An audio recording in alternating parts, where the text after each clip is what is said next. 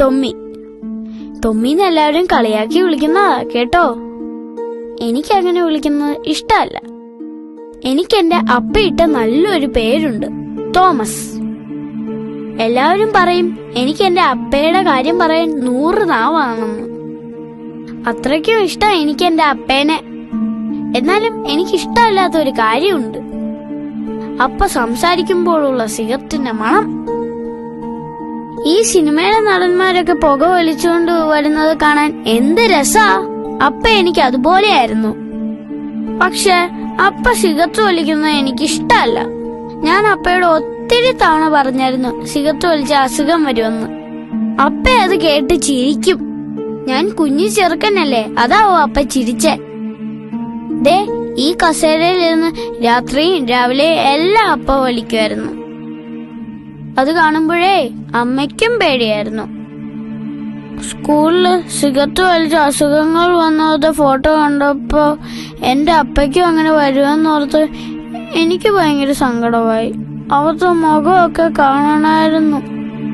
അങ്ങനെ അപ്പയുടെ സിഗരറ്റ് വലി കൂടിക്കൂടി ശ്വാസം മുട്ടലായിരുന്നു. ഒരു ദിവസം അസുഖം വന്ന് ആശുപത്രി പോകേണ്ടി വന്നു.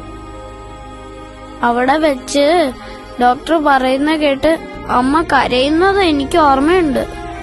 അപ്പയ്ക്കും കരയണമെന്നുണ്ടായിരുന്നു. പക്ഷെ അപ്പ കരഞ്ഞില്ല. ഡോക്ടർമാര് പറഞ്ഞാലേ വലിയവരൊക്കെ കേൾക്കുള്ളൂ. അതീ പിന്നെ അപ്പ സിഗരറ്റ് വലി നിർത്തി. ഇപ്പൊ സംസാരിക്കുമ്പോഴും ഉമ്മ വെക്കുമ്പോഴും നേരത്തെ ഉണ്ടായിരുന്ന സിഗരറ്റിന്റെ മണം ഒട്ടുമില്ല. മോനെ, ഇപ്പൊ എനിക്ക് എന്റെ അപ്പനെ നേരത്തെക്കാളും ഇഷ്ടാ. ഇതാണ് എന്റെ അമ്മ.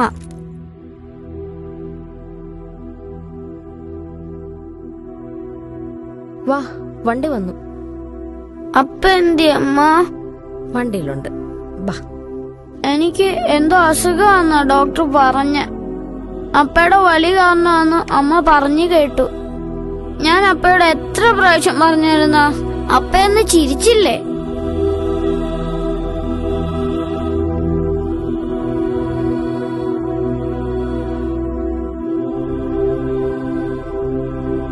പക്ഷെ എനിക്ക് എന്റെ അപ്പയോടുള്ള സ്നേഹം കുറഞ്ഞിട്ടൊന്നുമില്ല കേട്ടോ.